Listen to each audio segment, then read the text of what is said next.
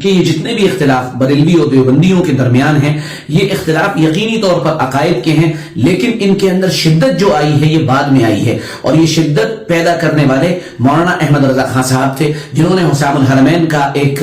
فتویٰ لکھا، استفتاء لکھا۔ یقینی طور پر اس کے اندر بہت ساری مسٹیکس تھیں، اور یقینی طور پر وہ کسی صفحے کی 3 نمبر، کسی 14، کسی 15، کسی 18، اس طرح کی الگ الگ عبارتوں کو جمع کیا گیا تھا، اور جمع کر کے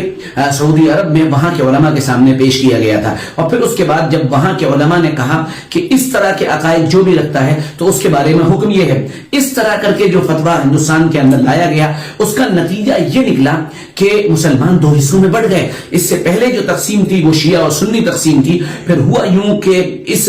بر صغیر کے اندر مسلمان 2 حصوں میں بٹے، یعنی اہل سنہ والجماعت کہلانے والے لوگ 2 پھاڑوں کے اندر تقسیم ہو گئے۔ یہ بہت بڑا نقصان تھا، اس نقصان کی بھرپائی آج تک ہم نہیں کر پا رہے ہیں، اور اس کا نتیجہ یہ ہے کہ ہماری عوام بٹی ہوئی ہے اور ہمارے اندر اتحاد اور اتفاق پیدا نہیں ہو رہا ہے۔ جو یہ تقسیم ہوئی، اس تقسیم کے بعد سے آپ یہ دیکھیے کہ مسلمان آج تک پنپ نہیں پا رہے ہیں۔ پنپنے کی جو یعنی نہ پنپ پانے کی جو وجہ ہے وہ یہی ہے کہ ہم اس اختلاف میں اتنے آگے چلے گئے ہیں کہ ایک دوسرے کو کافر کہے بغیر ہمارا کام نہیں چلتا ہے۔ اب کہاں پیدا ہوا؟ اس اختلاف کو پیدا کرنے اور اس اختلاف کو ہوا دینے کا اہم ترین کام احمد رضا خان صاحب نے کیا ہے۔ اگرچہ وہ بہت بڑے عالم تھے اور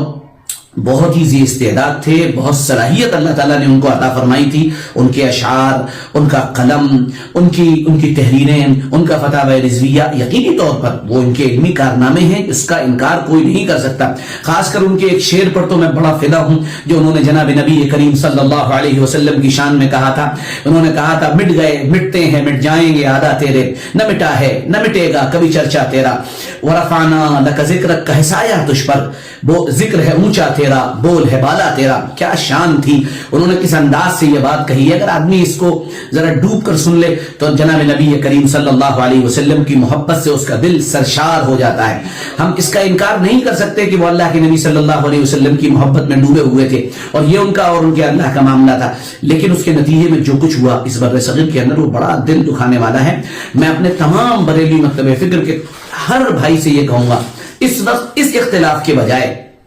کہ آپ اس کو اسپریڈ کریں، پھیلائیں کہ المحند المفند پہ مناظرہ کر لو، کہ اللہ جھوٹ بولتا ہے یا نہیں بولتا، اس پہ مناظرہ کر لو، پہلے اپنا عقیدہ صحیح کر لو۔ اس سب پر مناظرے ہو چکے ہیں، اس سب پر ڈیبیٹس ہو چکی ہیں، اس سب پر کتابیں آ چکی ہیں، اس سب پر تحریریں لکھی جا چکی ہیں، اس سب پر ہزاروں صفحات لکھ کر کالے کر دیے گئے ہیں، لیکن کیا ان سب مسائل کا حل ہو پایا ہے؟ یقینی طور پر نہیں ہو پایا۔ تو اب ہماری میوچول انڈرسٹینڈنگ یہ ہونی چاہیے کہ اللہ کے دین کی دعوت، قرآن کی دعوت، حدیث کی دعوت، شریعت کی دعوت، اللہ اور اس کے رسول صلی اللہ علیہ وسلم کے دین کو پھیلانے کی دعوت، یہ ہماری طرف سے عام ہونی چاہیے۔